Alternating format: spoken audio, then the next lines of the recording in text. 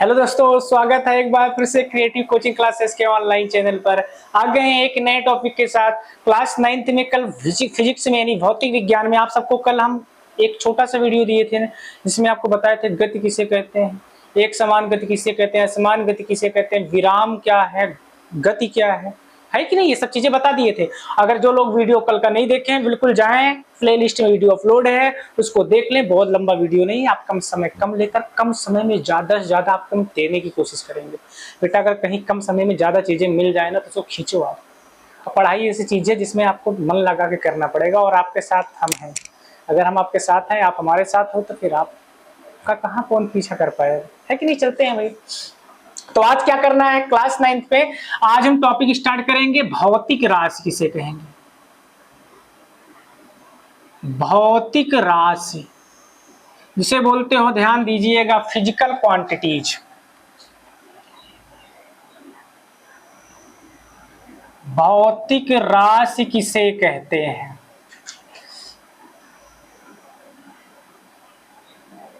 Physical quantities.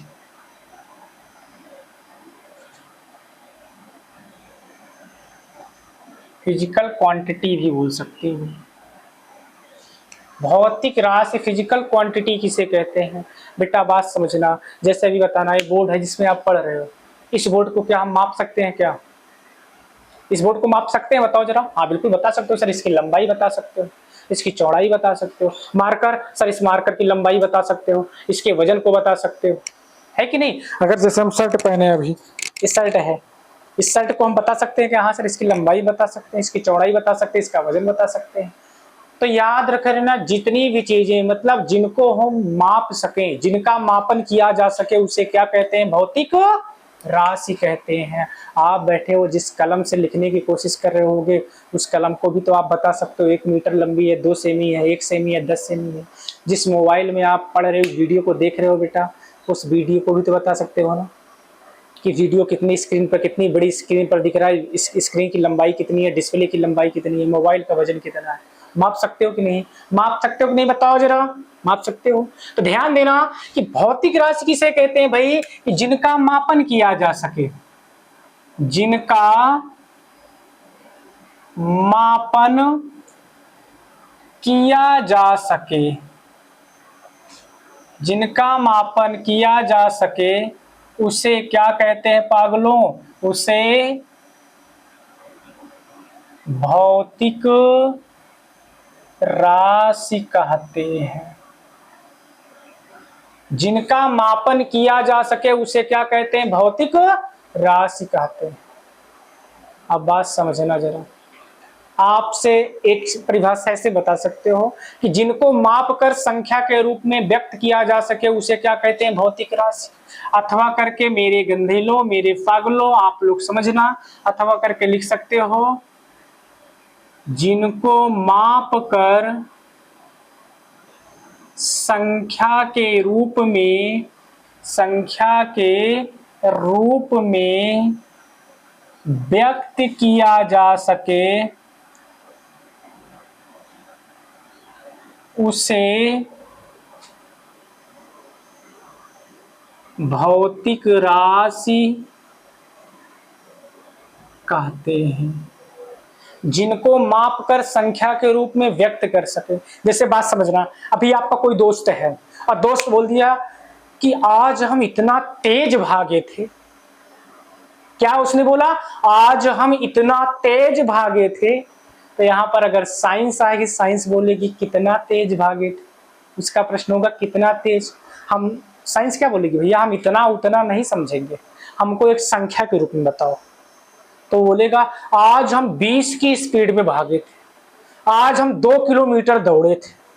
तो जैसे ही संख्या के रूप में व्यक्त कर दिए, वो किसमें बदल गई? भौतिक राशि में। तो साइंस तो है ना खतरनाक, कि जो इतना उतना बता रहे तो संख्या के रूप में व्यक्त कर दिए। तो वही लिखे, जिनको मापकर संख्या के रूप में व्यक्त किया जा सके उसे क्या कहते हैं मेरे भाई? भौतिक राशि कहते हैं। अब ध्यान दीजिएगा, भौतिक राशियों की संख्या की बात करें ना, भौतिक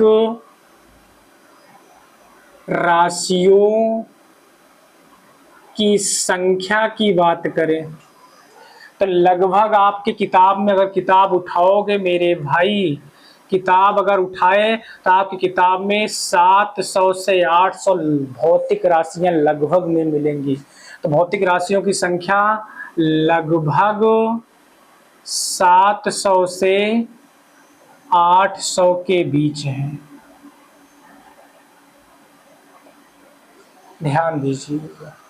अब हमको जरा समझो कि हमका 2-3 परिभाषा याद करने की जरूरत पड़ जाए ना, कि हमको टीचर बोल दिए कि आप 2 परिभाषा 3 परिभाषा याद करके आ जाओ, अगर 4-5 दे दिए तो महीनों लग जाते हैं, उसमें भी सही नहीं याद हुआ। जब टीचर बोलेंगे चलो सुनाओ, तो बोलोगे सर जी 5 मिनट रिवीजन का समय दे दीजिए, 5 मिनट पहले रिवीजन कर ले, उसके बाद फिर आपको हम सुना देते हैं। उसके बाद भी जब सुनते रहेंगे तब कुछ बच्चे लेके जुटे रहेंगे, ये इसी से बताओ सर, है कि नहीं, जुटे रहते हैं, लगे हैं उसी में। क्योंकि देखो उस 2-4 परिभाषा में हाल है, अगर शायद 700 से 800 परिभाषा पढ़नी पड़ जाए तो क्या होगा भाई, होगी दिक्कत की नहीं होगी। इस वजह से क्या हुआ कि जो 700 से 800 भौतिक राशियों को बारे में हमको सब कुछ पता हो, इसमें से ध्यान दीजिएगा कुछ लोगों को बना दिया गया था मुखिया। मुखिया समझ रहे हो, कम समझे हो? जैसे मान लीजिए एक क्या है, ध्यान देना, एक गांव नहीं, मान लीजिए एक परिवार है, परिवार है, इस परिवार में मान लीजिए 100 से 150 व्यक्ति हैं। अब बोलोगे सर जी 100-150 व्यक्ति हैं, इसको गांव क्यों नहीं घोषित कर देते? अभी भी बच्चा कुछ घर ऐसे हैं जहां पर 100 से 150 व्यक्ति मिल सकते हैं, मान लीजिए, मानने में क्या जाता है। एक परिवार में 100 से 150 व्यक्ति हैं, दादाजी हो गए, दादी जी हो गए, ये दोनों लोग घर के मुखिया हैं, और इनके जो बच्चे हैं ध्यान दीजिए, इनके बच्चे वगैरह हैं, परिवार में काफी लोग हैं, ध्यान दीजिए। अब क्या होता है कि जैसे इस परिवार में हमको रिश्ता लेके जाना पड़े, हम मान लो अपना ही रिश्ता लेके, अपना रिश्ता हटाओ, अच्छा ठीक है, मान लो हम अपने आप को ही मान के चलते हैं, आपको नहीं, हम अपना रिश्ता इनके परिवार में लेके चले गए कि भैया हमको यहाँ पे शादी करनी है।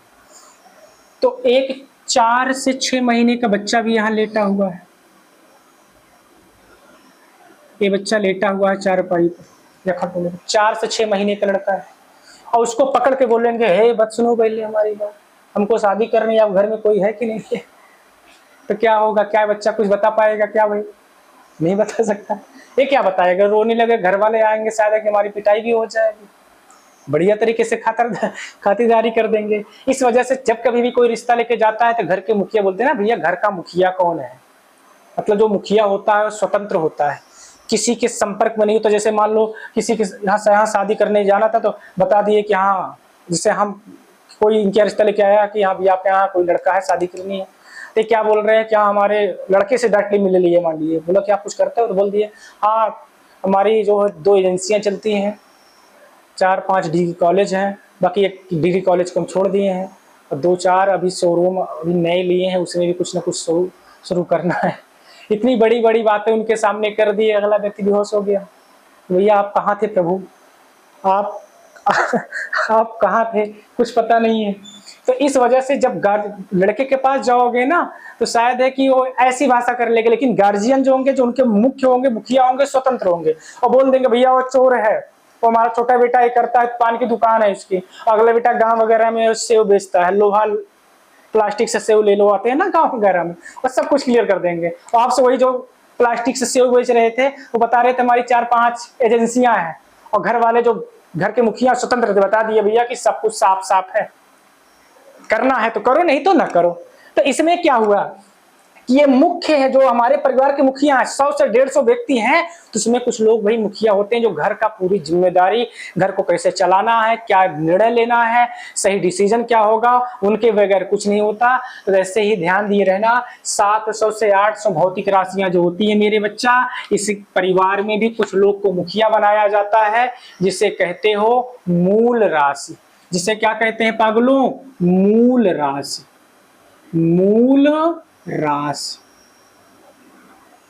जिसे बोलते हो, ध्यान दीजिएगा, फंडामेंटल क्वांटिटी, फंडामेंटल क्वांटिटी। मूल राशि क्या होती है।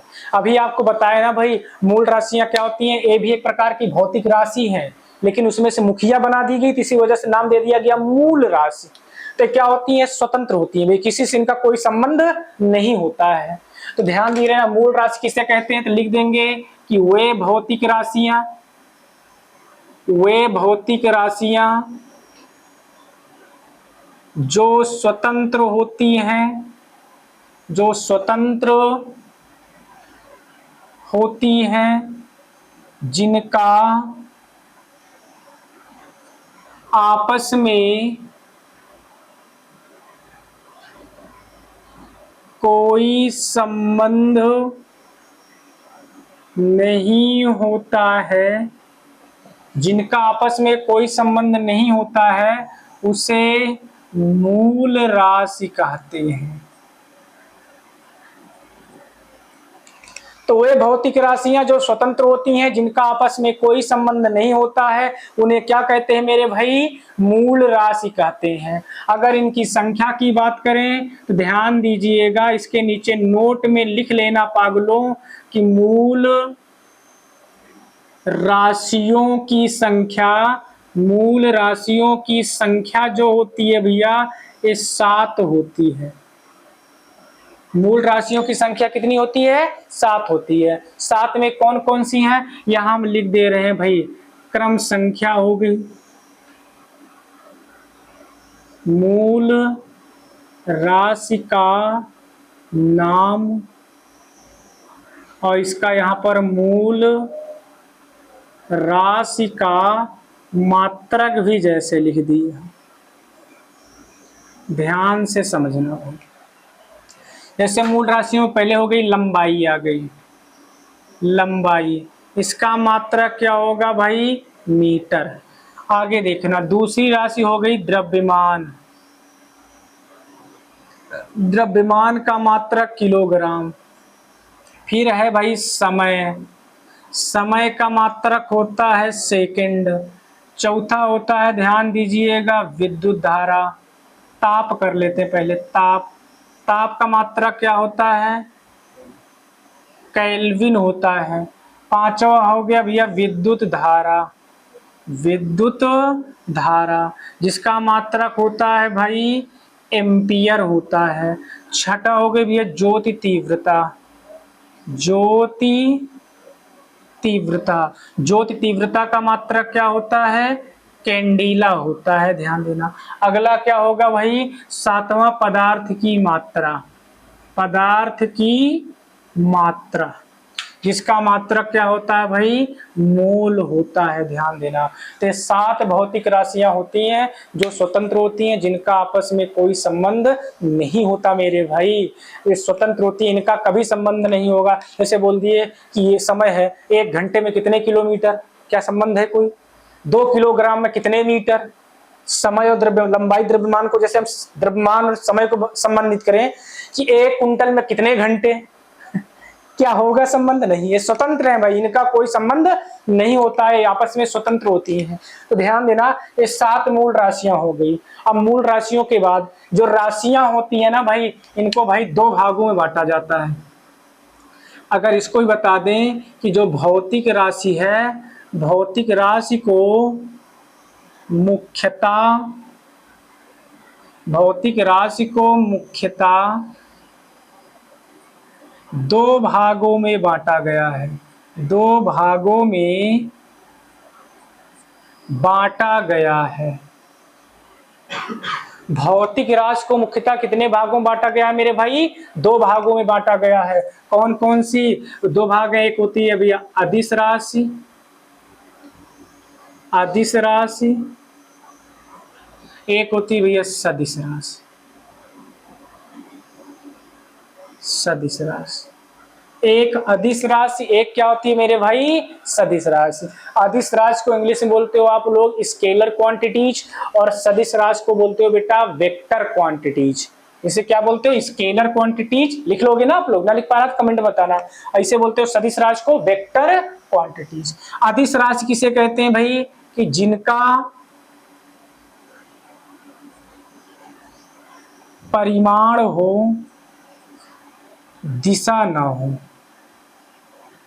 दिशा ना हो, मतलब जिनका परिमाण हो दिशा ना हो उसे अदिश राशि। और सदिश राशि किसे कहोगे भाई, कि जिनका परिमाण और दिशा दोनों हो, जिनका परिमाण और दिशा दोनों है उसे क्या कहेंगे, सदिश राशि। जिनमें केवल परिमाण होता है उसे क्या बोलते हैं, अदिश राशि कहते हैं। दिशा नहीं है तो अदिश राशि। क्लास 11 में जाओगे मेरे बच्चा तो वहां एक राशि और प्रदिश राशि पढ़ोगे, अदिश सदिश प्रदिश, तो वहां चर्चा करेंगे।